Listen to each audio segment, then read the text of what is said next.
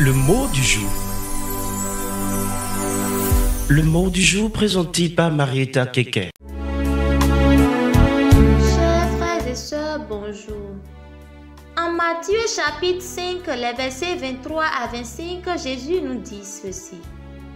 Si donc, lorsque tu présentes ton offrande à l'autel, tu te souviens que ton frère a quelque chose contre toi, laisse là ton offrande devant l'autel et va d'abord te réconcilier avec ton frère, puis viens présenter ton offrande.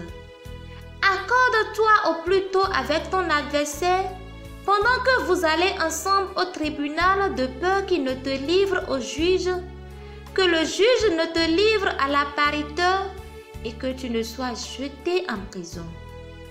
Un peu plus loin, en Matthieu chapitre 6, les versets 14 et 15, il ajoute: si vous pardonnez aux hommes leurs offenses, votre Père céleste vous pardonnera aussi.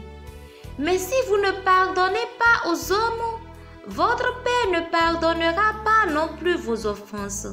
Chers frères et sœurs, ces passages bibliques et bien d'autres encore nous font comprendre que les chrétiens ont l'obligation et le devoir de se réconcilier, de pardonner à leurs frères et sœurs et de se corriger fraternellement.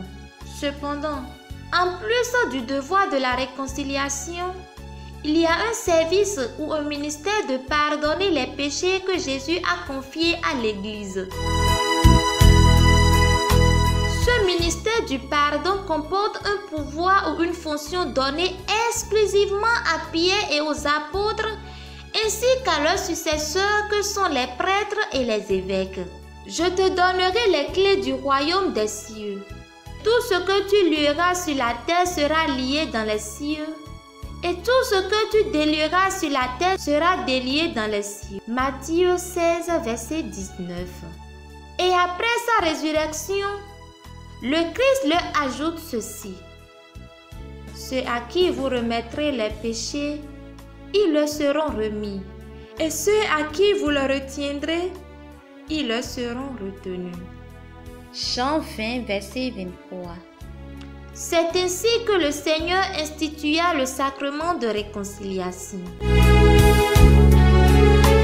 En définitive, chers frères et sœurs, ce sacrement, comme les autres sacrements, est donc une action efficace du Christ ressuscité, accomplie par ses ministres ordonnés. Que sa miséricorde nous libère de tous nos péchés. Amen. Excellente journée à tous.